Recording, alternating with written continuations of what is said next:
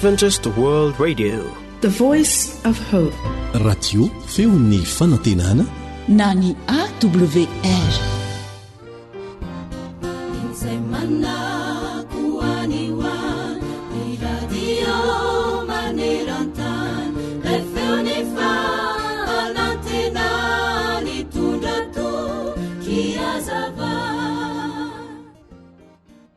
Kristianina mahafatra-po ramose ary tena tia baolina kitra aoka izany.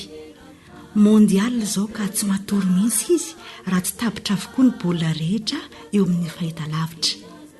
Loza nefa fa manonofo bibilava manao baolina kitra foana izy isaky ny alina. Indreo hoy ny bibilava no manao baolina eo ambony kianja ary kadradraka marobe no mpijery. Dia toy izany hatrany isaky ny alina. Miverina trany anefa izany nofo izany ka mandreraka azy fatatra. Noho ny ela dia lasa izy nanatona mpitandrina. Za pastera manofo ratsy izakalina hoy izy. Ahoana ny nofonao? Hoy pastora nanontany. Dia notantarainy ny nofony. Ka tianao afaka ve izany nofonao ratsy izany? Ka izany anie no antony andehanako aty. Mivavaha mafy alohan'ny atory fa izako hivavaka ao anao manomboka anio hariva, hoy pastora. Zany pastora ka efa mivavaka foana isaky ny alohan'ny atory. Eny, fa asan-drato mafy rehefa eo ampandriana atory iny ianao dia aza mieritreritra ninninina intsony fa mivavaha trany fa ho afaka izany. Eny ary pastera. Maefa maivana izy nandinody ary vonina fa hivavaka mafy araka izay tratra manomboka anio. Indrindra rehefa alina alohan'ny atory fa hay tena tsy ampivavaka izy hatramin'izay. Vita ny fijerena baolina ny harivan'iny dia nanokana fotoana hivavahana izy. Tena nivavaka izy ary tena nivavaka. Teo ampandriana aza mandrapikipiny masony dia hira trano nameno mivavany. Loza nefa fa noho ny rendrika izy dia niverina ihany le nofo ratsy. Indreo bibilava manao baolina eo amin'ny kianja ary kadratraka marobe no mpijery miorakoraka. Niverina tany amin'ny pastora izy noho ny maraina. Tsy nivavaka ho angay ianao pastera? Hoy izy. Fa nahoana? Hoy pastera sady gagagaga. Ka mbola niverina ihany le nofo ratsy. Zay vao azoko. Hoy pastera. Tena tianao afaka io nofo ratsy io? Tsy tia nofo ratsy intsony mihitsy ianao? Hoy pastera niteny azy. Aza sangisangiana pastera. Ataovy izay azo atao fa ho ataoko ninninina. Eny ary. Zao tsy mahazo mijery baolina intsony ianao manomboka anio. Tsy niteny ramose ka nanontany ny pastera hoe ka ahoana? Raikitra? Aleo aloha pastera, hoy ramose. Aleo aloha amin'ny herinandro fa mbola demi-finale mantsy anio. Tsy Andriamanitra anie no olana amin'io fa ianao hoe. Marobe isika no manao toy ity kristianina mpijery baolina kitra ity. Mivavaka dia mivavaka fa ny atao ihany no atao indrindra fa ny toetra ratsy dia mifanometsiny avy eo. Tadidio fa Andriamanitra tsy azo vazivazina fa izay afafin'ny olona no jinjaina. Galatiana 4:9 ny 7.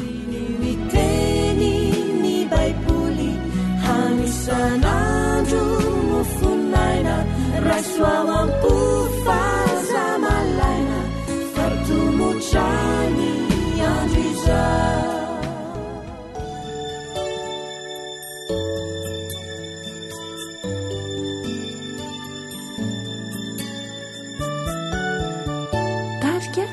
Rija malala.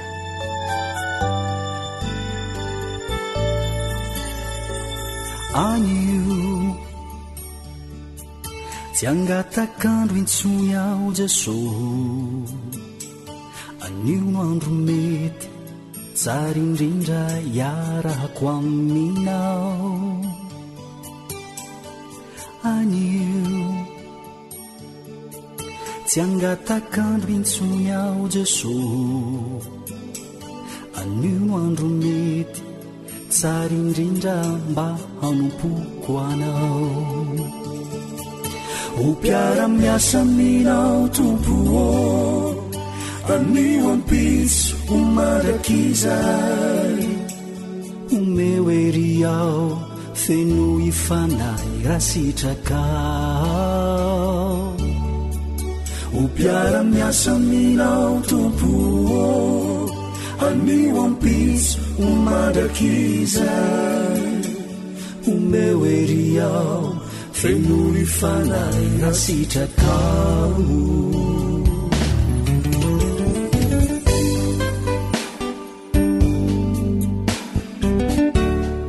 radio awr ilay feo mitondra fanantenana isan'andro ho anao.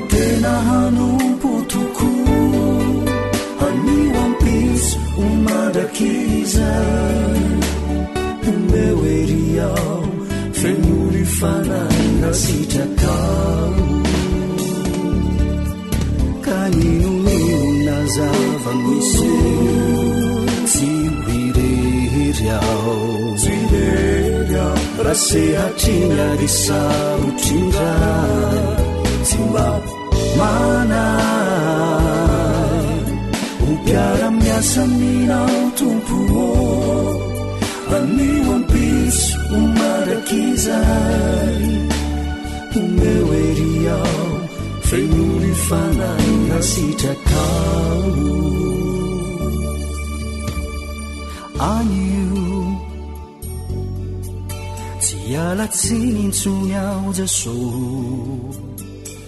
anio no andro mety anio no andro tsara hanompo anao ao ilay feo ny fanantenana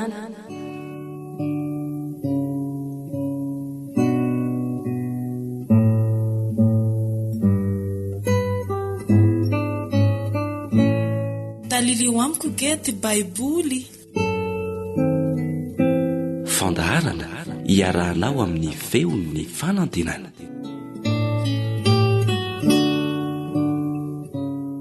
Matio toko 7.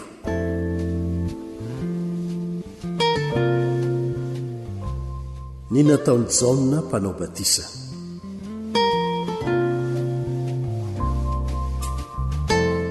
Ary tamin'izany andro izany dia niseho Jaona mpanao batisa nitory tany anefitry Jodiana na hoe mibebay ianareo fa efa akaiky ny fanjakan'ny lanitra.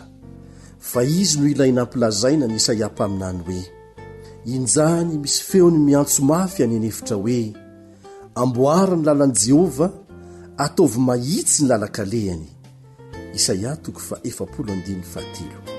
Ary ny fitafiany zany Jaona izany dia lamba volon-drameva ary fehikibo hoditra no tamin'ny valahany ary ny vinany dia valala sy tantely remby.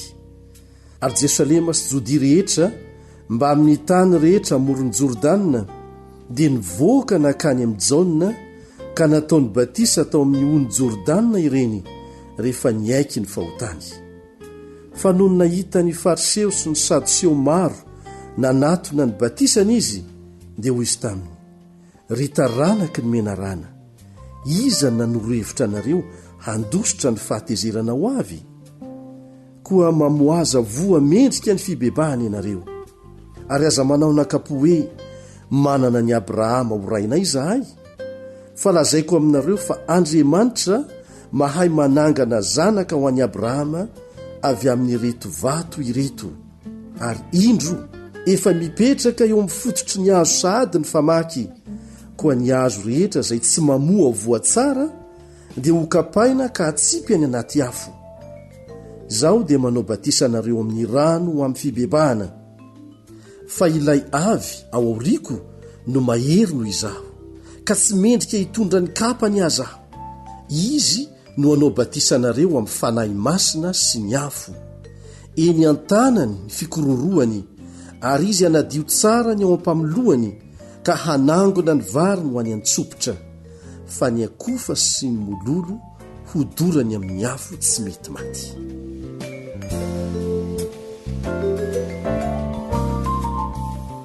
Ny nanaovan'i Jaona Batisa an' Jesosy.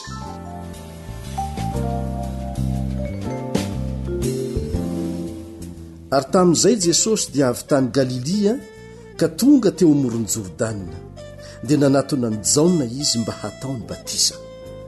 Fa Jaona nandahasika nanao hoe, izaho no tokony hataonao batisa, ka ianao indray va makaty amiko? Fa namaly Jesosy ka niteny taminy hoe, ekeo ihany ankehitriny, fa izao no mety amintsika ahatanteraka ny fahamarinana rehetra, ka dia ny ekeny izy. Ary raha vao natao batisa Jesosy, dia niakatra avy teo amin'ny rano miaraka tamin'izay izy, ary indro nisokatra taminy ny lanitra, ary hita ny fanahin'Andriamanitra nidina tahaka ny voromailala ka nakeo amboniny. Ary injao nisy feo avy tany an-danitra nanao hoe, ity no zanako malalako izay sitrako.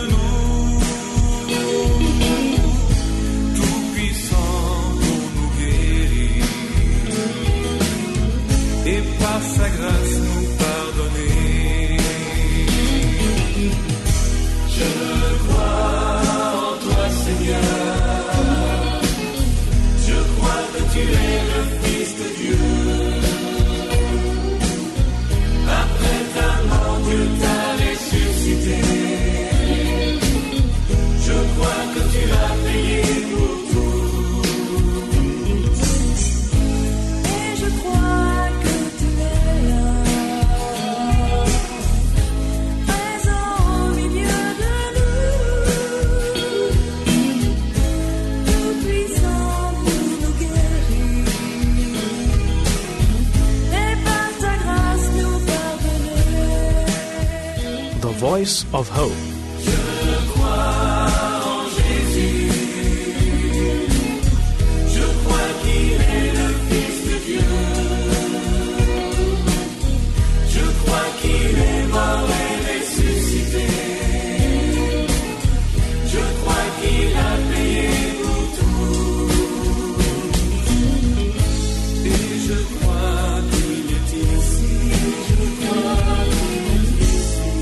Au milieu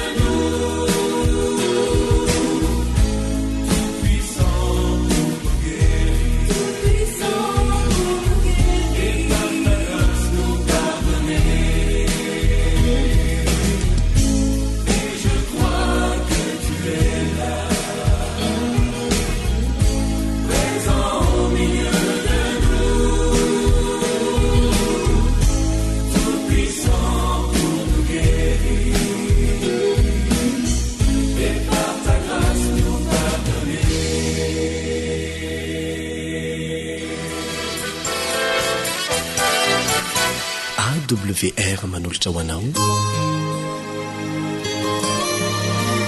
feon'ny fonantena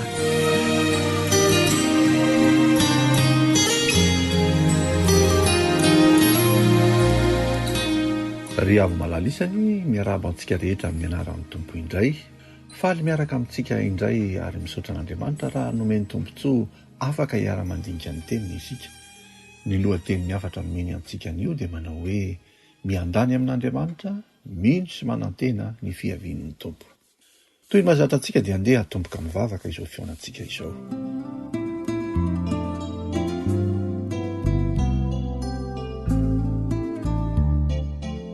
saotra dera aja mambonahitra natolotra inao ry Andriamanitra io raha afaka mianatra ny teninao zahay enganeny fanahinao masina no ampitoetra izany teny izany eo amponay hitondra fiainam-baovao ho anay rehetra dia mamelany elokay satria tononay amin'ny anaran'i Jesosy izany vavaka izany amen.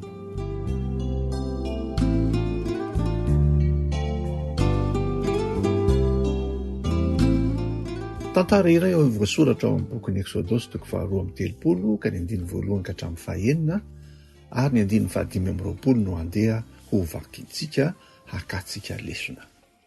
Ary rehefa hitan'ny olona fa efa ela ka tsy mbola nidina fotoana tendrombohitra ihany Mosesy dia niangona eo amin'ny Arona izy ka nanao taminy hoe mitsangana ka hanaovy Andriamanitra zahay hitarika antsika eo aloha fa ilay Mosesy iny izay lehilahy nitondra antsika niakatra avy tany amin'ny tany Egipta dia tsy fantatra izay nanjo azy.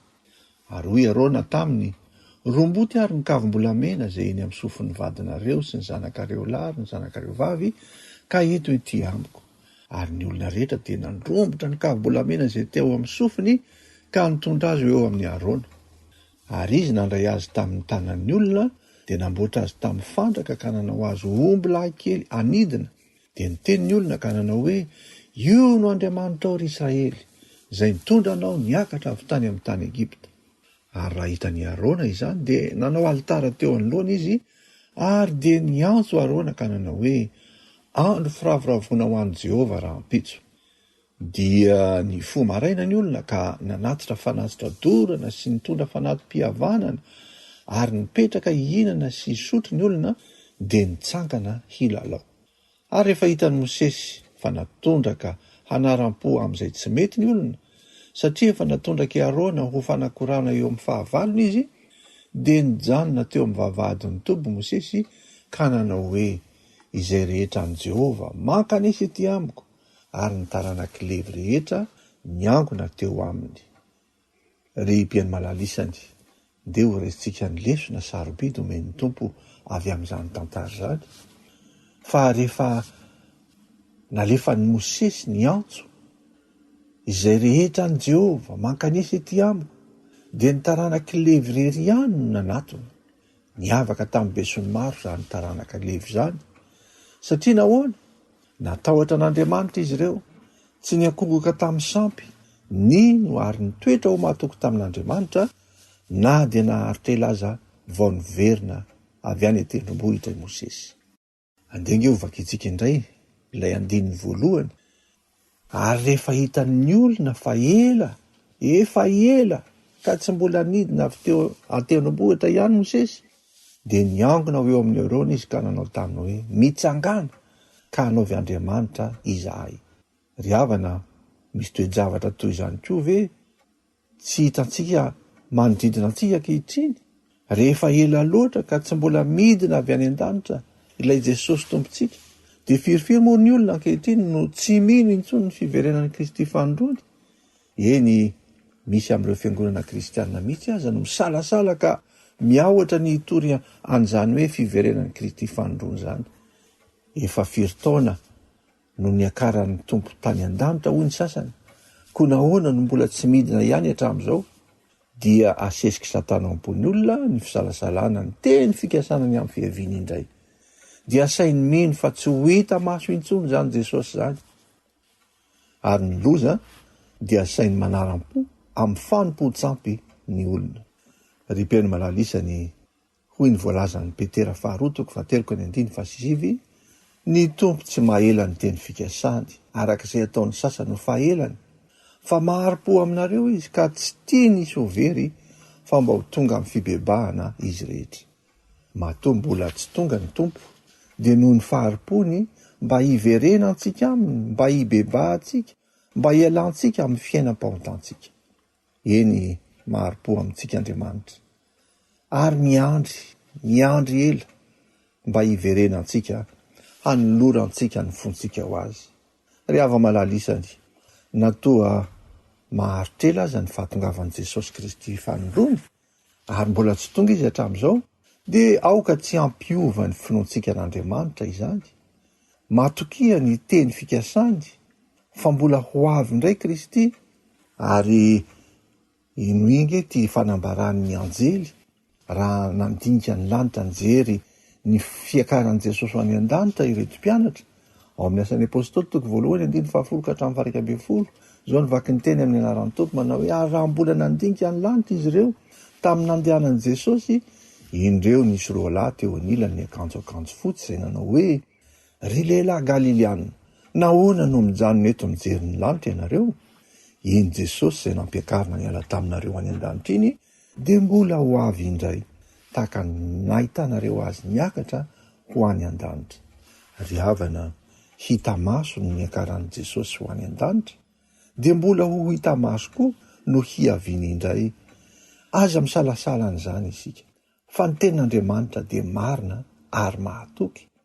Ao amin'ny Apokalipsy 1:1-7 dia izao koa no ambarany, indro izy avy amin'ny rahona ary ny maso rehetra ahita azy, na dia izay nandefina azy aza ary hitomany azy ny firenena rehetra ambonin'ny tany. Ry hava-malalisany, efa manantombotra ny farany isika, tsy ho ela dia ho tanteraka izany fanambarana izany. Ireo famantarana manambara ny fiaviany rehetra dia saika efa tanteraka avokoa.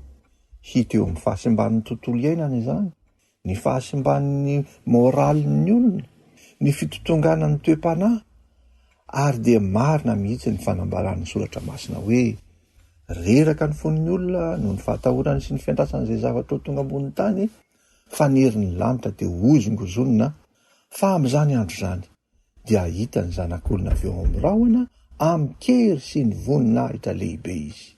Luka 2:9-20 no misy an'izany teny izany. Ry hava-malalisany, moa mba afaka hijoro tahaka ny fokony levy ve isika? Ka nahatoky tamin'ny finoanan'Andriamanitra, tsy mba niankohoka tamin'ilay sary omby lahy kely volamena, ary dia nijoro ho mahatoky tamin'Andriamanitra, na dia irery aza eo anatrehan'ireo foko marobe. Ry hava-malalisany, mijoro ho mahatoky ho an'ny Tompo, na dia enao rery aza eo amin'ny fianakaviana, aoka hino ny teny fikasan'Andriamanitra, aoka hiandry ny fiverenan'i Kristy fanondrony, aoka tsy hanaraka ny maro ka handeha hanompo sampy. Ny Tompo manome toky antsika ao amin'ny Jaona 4:1-7 manao hoe, aza malahelo ny fonareo, mino an'Andriamanitra ary mino ahy koa. Ao an-tranony raiky misy fitoerana maro, raha tsy izany dia efa nilaza taminareo aho, fa andeha amboatra fitoerana amanareo aho, dia ho avy indray ka handray anareo any amiko, ka izay hitoerako no hitoeranareo koa. Ny Tompo anie hitahy antsika, hitahy izany afatra izany, ka hanantena hatrany ny fiavian'ny Tompo isika. Aoka tsy hiemotra, aoka tsy ho kivina dia toa maharitra aza ny fiavian'ny Tompo, fa matoa mbola tsy tonga ny Tompo dia maharo-po amintsika izy, tiany hibebaka isika, hanolotra ny fontsika ho azy dieny anio. Raiso ny fanapaha-kevitra ao anio dia mitenena aminy hoe, Tompo, vonjeo aho afaka amin'ny tsifinoko, ampeo aho hiandany aminao, hijoro mahatoko anao eo ampiandrasana ny fiavinao. Koa anio, indro atolotro anao ny foko manontolo. Hotahiny ny Tompo ane izany afatra izany, hotahiny ny Tompo isika rehetra. Amen. Andeha hivavaka isika.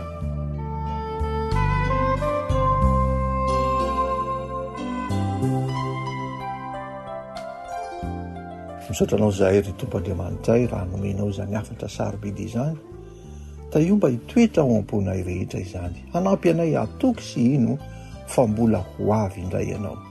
Dia mitahianay rehetra mamorafo aminay satria tonononay amin'ny anaran'i Jesosy ny vavaka izany. Amen.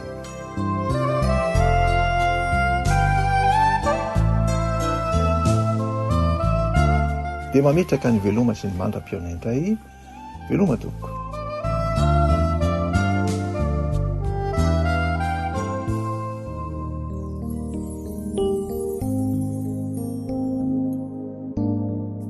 Dominique sy Mr Vonjy.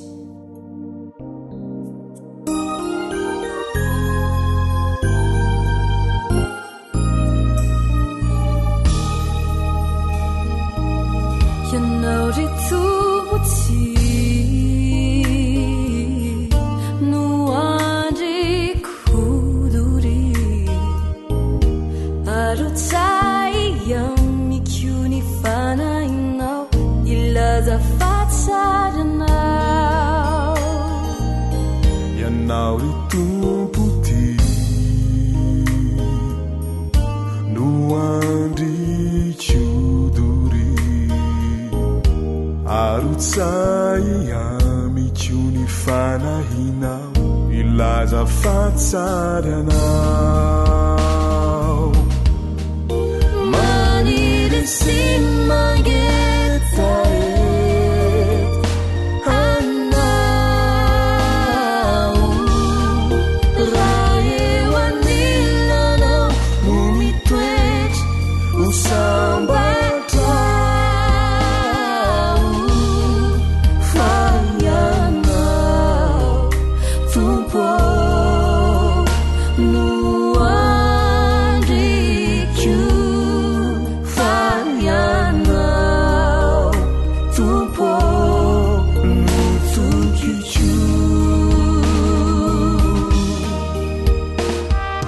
ankoatra ny fiainoana amin'ny alalan'ny podcast dia azonao atao ny miaino ny fandaharany radio AWR sampananteny malagasy isanandro amin'ny alalan'ny YouTube AWR NLG.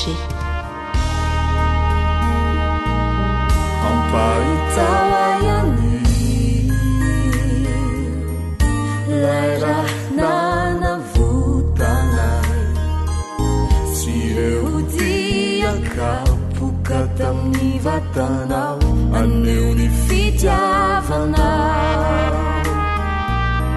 Ampahitawayani laira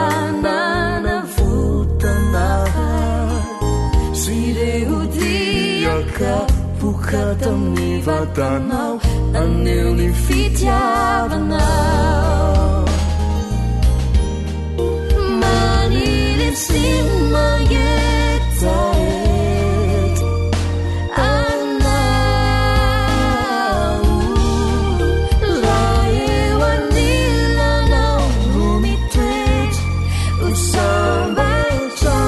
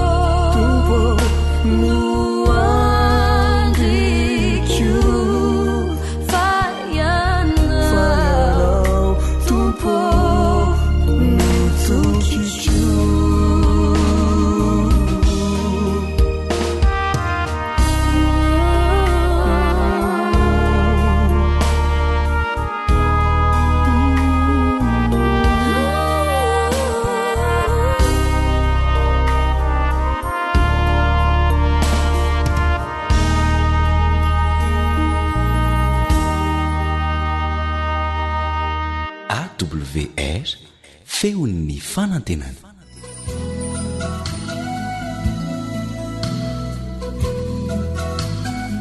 alasarona fandalinana ny soratra masina mitohitoy iarahanao amin'ny feon'ny fanantenana.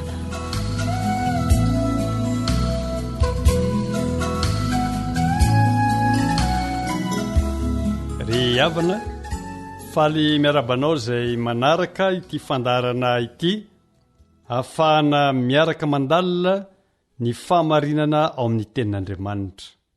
Ny lohateny anio dia manao hoe ireo tokotelo mamasana andro na 3000. Irahantsika mandalina io teny io kanefa mialoha izany dia andaontsika hiaraka hivavaka.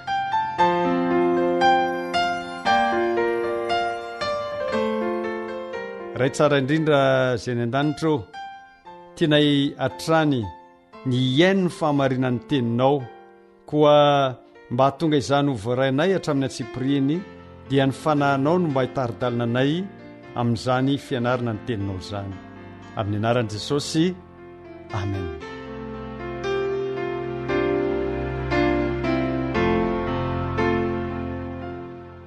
Ry havana, ny 3000 izay iarahantsika mianatra androany dia tsy inona fa ireo tokotelo mamasana andro dia ny mikaroka, mivelona ary mizara. Inona daholo ny tian'ireo 3000 ireo ambara amintsika. Inona moa ny tanjon'ny 3000 ry havana? Ny valiny dia izao: mandinika ny soratra masina, mitomba amin'ny fahasoavana ary malala an'Andriamanitra sy Jesosy Kristy. Zao indrindra nolazain'ny tenin'Andriamanitra Jaona 5:7. Dinionareo ny soratra masina satria ataonareo fa ho aminy ananareo fiainana mandrakizay ary ireny no manambara ahy. Manamafy izany izay voasoratra ao amin'ilay boky tondra ny lohateny hoe Testimonies, volume 5, pejy 770. Zao no lazainy: dinio ny soratra masina, ianary tahaka ny tsy mbola ny anaranareo azy teo aloha mihitsy ny baibolinareo. Raha tsy misondrotra ho amin'ny dingana ambony kokoa, masina kokoa eo amin'ny fiainam-pivavahana ianareo, dia tsy ho vonina amin'ny fisehoan'ny tompontsika.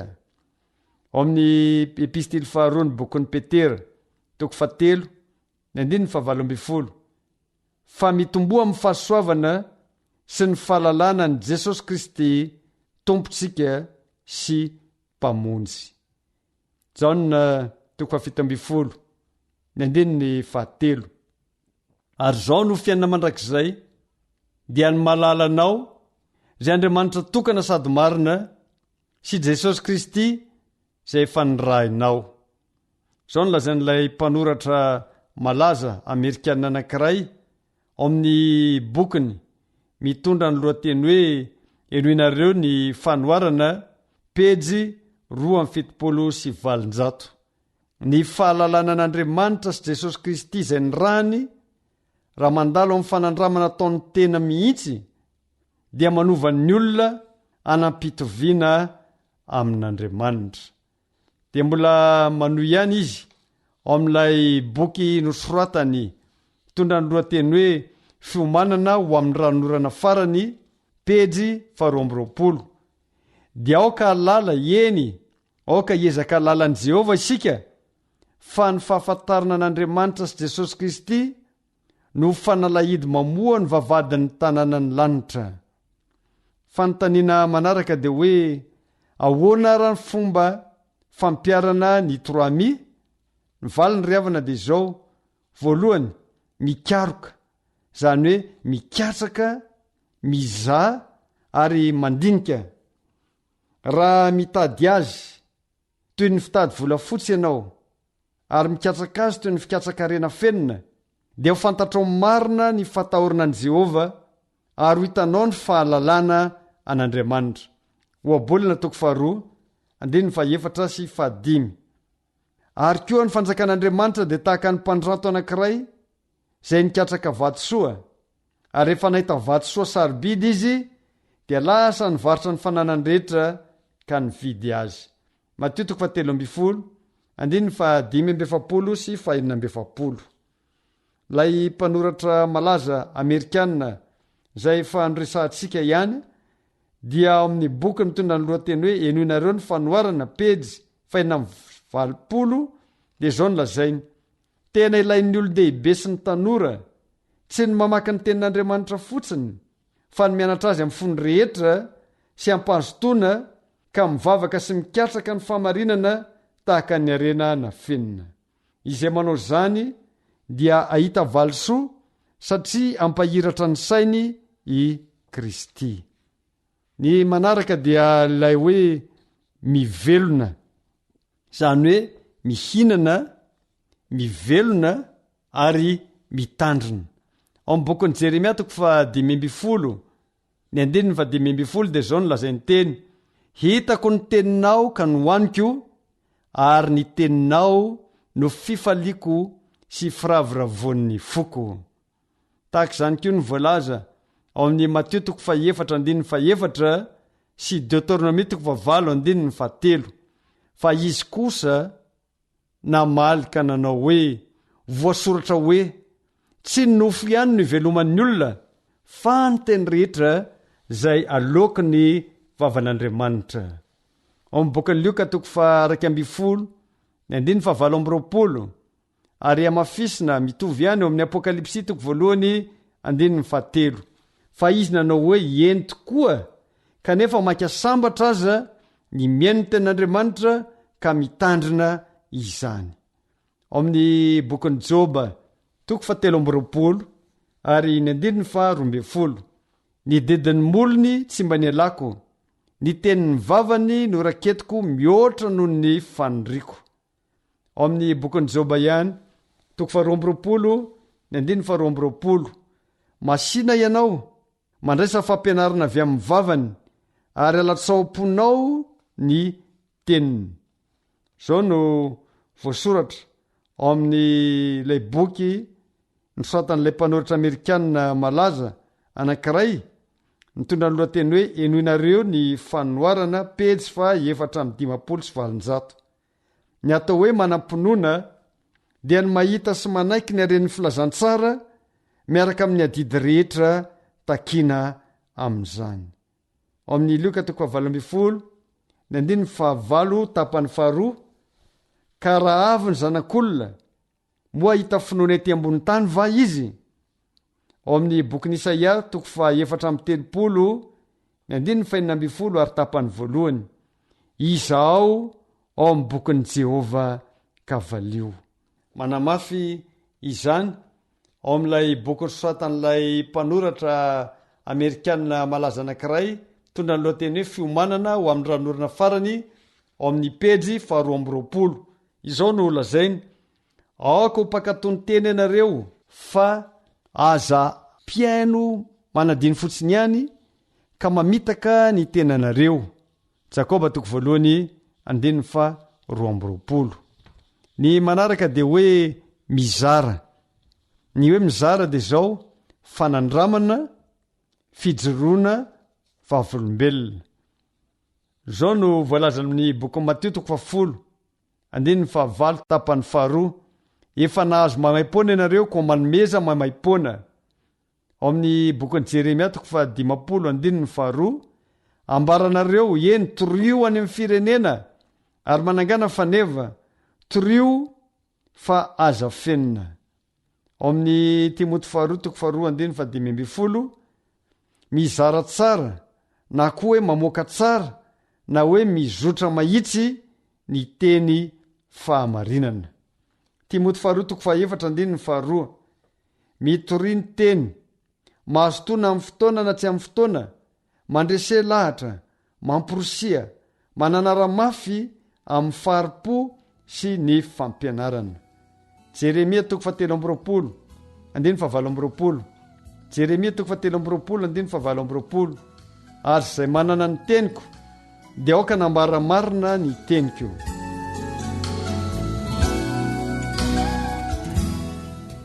toromarika sy fampitandremana eo amin'ny fandiniana ny tenin'Andriamanitra sy ny boky ny fanahy faminaniana dia izao no fanontaniana: inona avy ireo toromarika sy fampitandremana eo amin'ny fandiniana ny tenin'Andriamanitra sy ireo boky ny fanahy faminaniana? Valiny dia izao: mivavaka alohan'ny andiniana ny soratra masina. Tokony hahafantatra ny tontolo-kevitra na ny konteksta ary ampitaha ireo toko sy andininy maromaro milaza loha-hevitra mitovy. Vonina ilefitra amin'ny sitrapon'Andriamanitra ao amin'ny teny fa tsy miziriziry amin'ny hevitra ny tena manokana. Korintena voalohany 2:2-4. Fa ny olona izay araka nofy ihany dia tsy mba mandray izay an'ny fanan'Andriamanitra, fa fadalana aminy izany sady tsy azony satria araka ny fanahy no hamantarana izany. Ao amin'ny ilay boky mitondra ny lohateny hoe ny dia ao amin'ny Kristy, pejy 100. Aza mba mandinika ny Baiboly na oviana raha tsy mivavaka.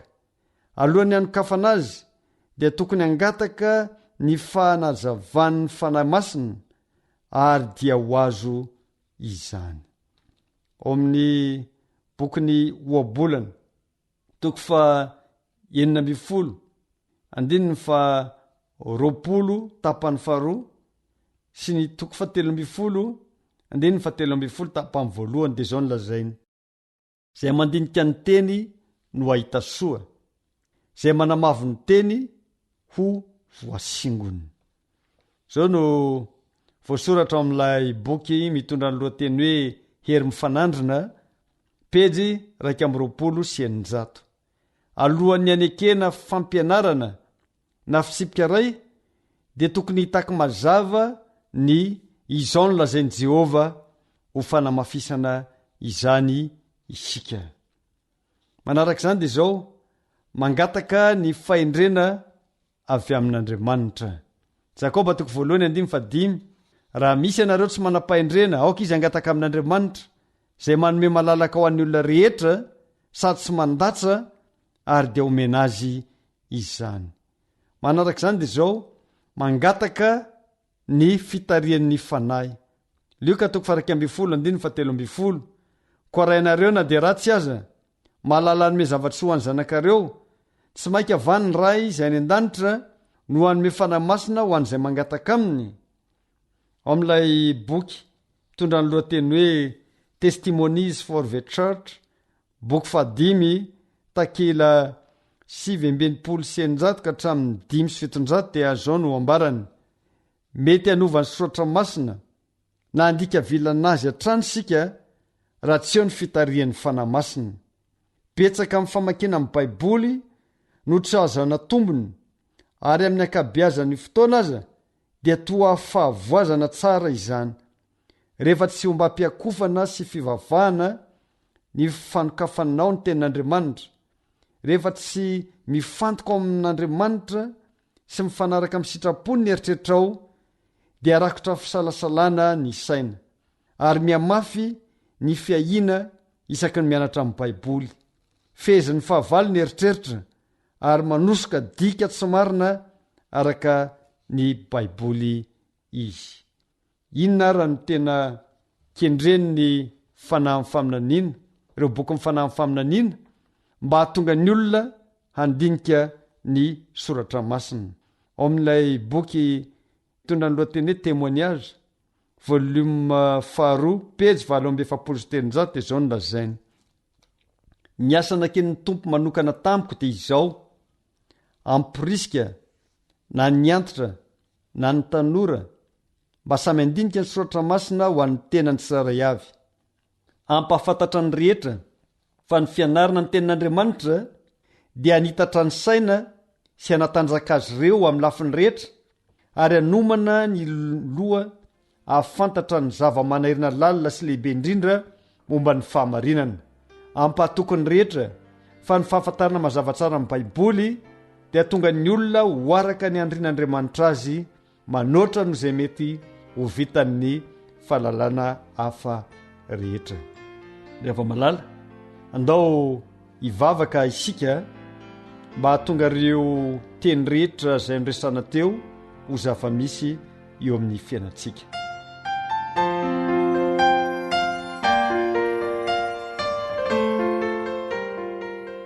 raha io manana ny teninao zahay, teny avy amin'ny tsindromandry, teny baiboly ny fanahy faminaniana, engane izay rehefa hamaky ireny dia anaiky ny fitaren-dalàny fanahinao mba tsy ho azo ny efipetsin'ilay ratsy ka irona hanolana ny teny na ndray izany araka ny fiheveran'ny tenanay manokana, fa mba ny tena ny teninao sy ny hevitrao ny ho voarainay dia ho mazava ny teninao ka dia hanaradianao hatramin'ny faran'izay.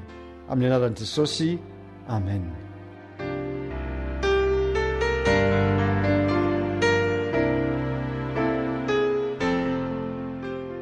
Ry havana, faranetindray ny fanarantsika fiarantsika mandalina ny soratra masina androany. Mametraka ny veloma mandra-piana aminao ny namanao Velomanatsoa Radjonarson, mpitory ny filazantsara.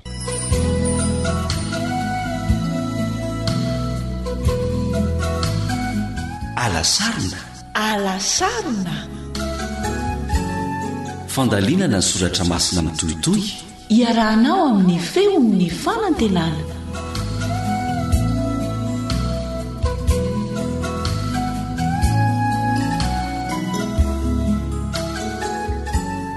AWR téléphone 034 06 797 62.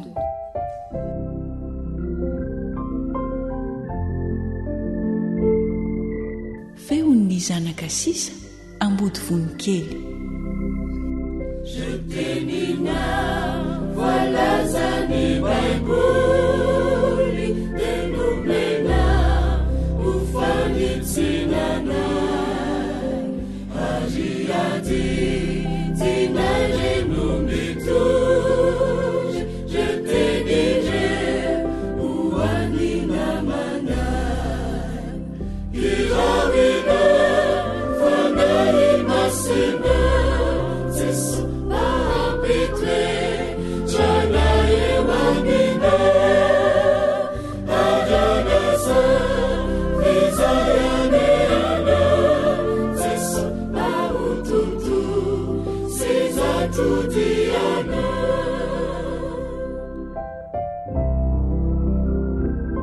Lay feo fanantenana.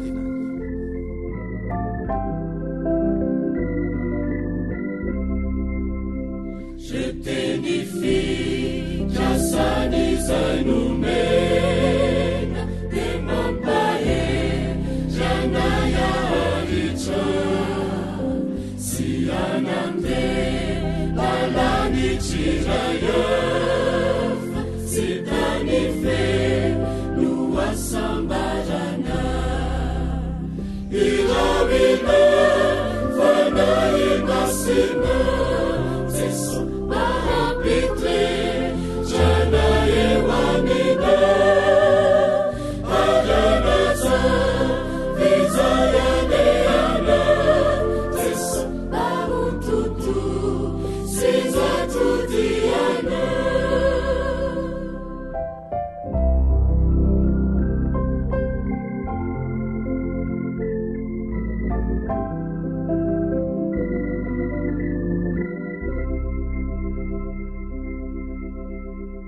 Radio feon'ny fanantenana.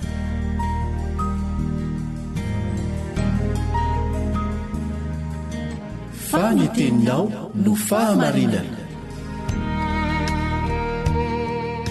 Taridalana manokana fianarana baiboly avoaka ny fiangonana advantista maneran-tany. Iarahanao amin'ny radio feon'ny fanantenana.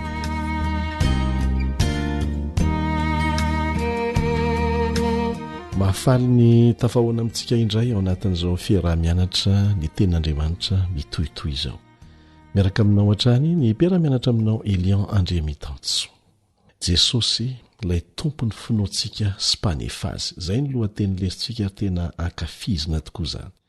Jesosy ilay tompony finoantsika sy mpanefazy. Maharitra ny dia amin'ny fanarahana an' Jesosy ary mila maharitra amin'izany tsika hatramin'ny farany.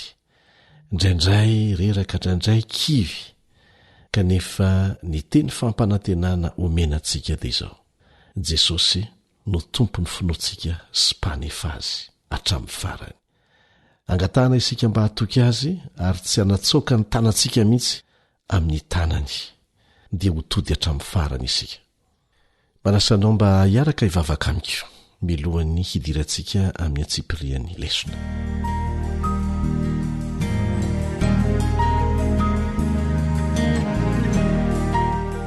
Raina izay ny an-danitro misaotranao noho ny teninao izay mampahiry anay.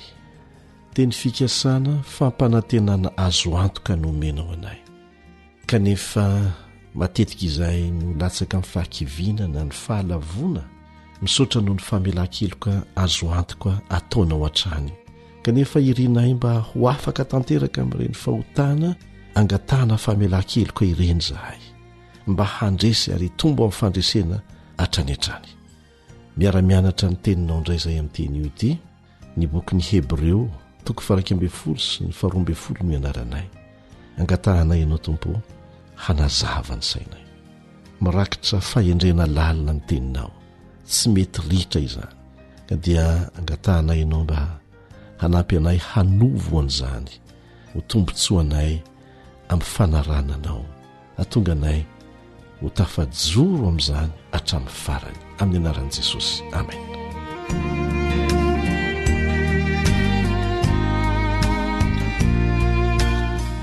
Misy ny andininy natao fitadidy ho atao tsenjery ary mahasoa mandrakariva ireny, nanome ohatra lehibe mikasika an'izany Jesosy tamin'ny fankapanahy izay nalefa ny Satana taminy, ary natonga ny Satana nandositra mihitsy ny ala taminy, vokatry ny nampiasahany ireo andininy ara-tsoratra masina nalaina tany amin'ny testameta taloha tamin'izay fotoan'izay. Ohatra no navelany ho antsika. Izay rehetra nataon'i Jesosy dia navelany ohatra ho antsika avokoa, mba hanarahantsika ny diany. Ilayntsika izany ny manao tsy anjeriko, arak'izay azo atao ireo andininy maro ao amin'ny tenin'Andriamanitra, fa hanampy antsika amin'ny fotoana tsy ampositsika izany. Ao amin'ny Hebreo 12:12 no ahitantsika ny andininy no fantenana ho atao tsy anjery. Hebreo 12:12 mijery an' Jesosy, tompo mifonontsika sy mpanefa azy, izay naharitra ny azo fijaliana fa tsy nitandro enatra, mba hahazo ny fifaliana napetraka teo anoloany, ka dia efa mipetraka eo amin'ny ankavanany seza fiandrianan'Andriamanitra izy. Averintsika indray mandeha ary mijery an' Jesosy, tompo ny finoantsika sy mpanefa azy, izay naharitra ny azo fijaliana fa tsy nitandro enatra, mba hahazo ny fifaliana napetraka teo anoloany, ka dia efa mipetraka eo amin'ny ankavanany seza fiandrianan'Andriamanitra izy. Hebreo 12:5 asaina mijery an' Jesosy ny mpanaraka azy tsirairay. Zasy ianao zany, satria izy no arahana ane, fa tsy olombelona tahaka atsika. Izy no tompony finoana ny ekentsika fa tsy ny fiangonana. Aoka aloha tsy afangaro amin'ny hoe antokom-pivavahana ny finoana lazaina eto. Finoanan' Jesosy ndresahana eto. Ary mbola Jesosy koa no manampy antsika hatateraka izay nekentsika amin'ny fanarahana azy, fa tsy olombelona mety maty. Inona moa no asaina jerentsika? Jesosy izay nidina ambany dia ambany mba hamonjy antsika tao amin'ny fanetretena ny tanteraka. Jesosy ilay tsy menatra nanao an'izany dingana mampietry ambany dia ambany zany, noho ny fitiavana sy noho ny fitiavany ianao. Azo lazaina fa ny Hebreo 12 sy ny 12 no anisan'ireo toko tena ankafiziny olona indrindra ao amin'ny bokin'ny Hebreo.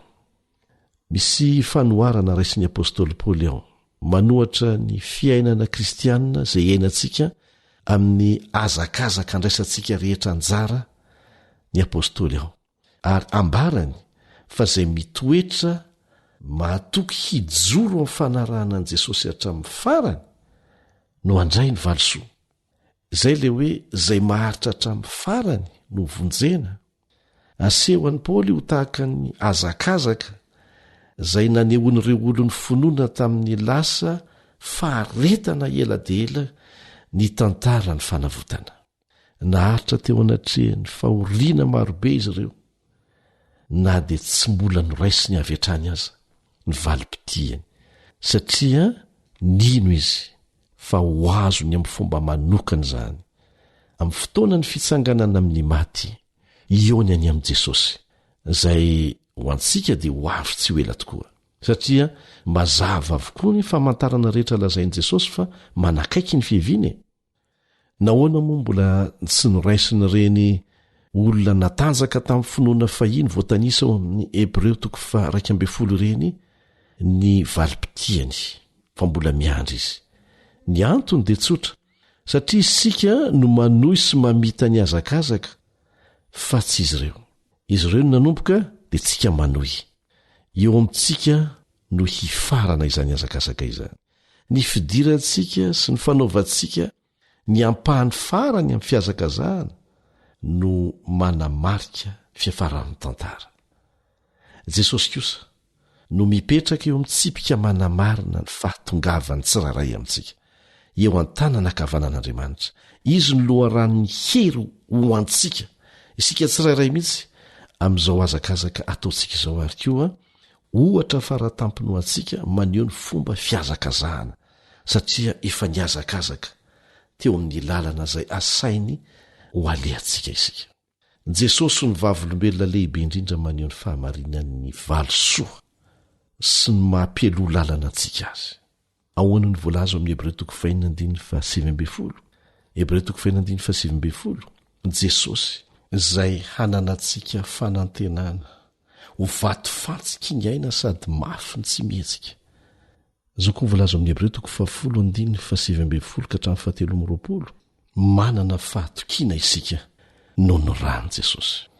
Mazava tsara amin'ny Hebreo 1:2 fa ny finoana dia fitokiana miteny fikasan'Andriamanitra, na dia tsy mbola hitantsika maso aza izany.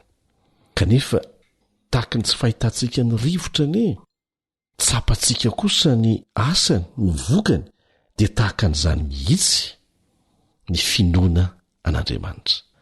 Miorona trany izany, miamafy izany arakaraka ny anaovantsika fanandramana mahakasika an'ireo zavatra rehetra asainy ataontsika. Dia manasanao handalina ny amin'izany hoe finoana izany mandritra ny andro vitsivitsy miaraka aminay sy ny fomba ananana n'izany finoana izany amin'ny alalan'ireo ohatra tamin'ny lasa, indrindraindrindra amin'ny alalan'ny ohatra nasehon'i Jesosy, ilay tompony finoantsika sy mpanefazy voalaza ao amin'ny Hebreo 12:12 teo. Ka dia manantena ny ho tafahoana amintsika indray isan'andro amin'izany fiarah-mianatra izany. Mandra-peona vetivety.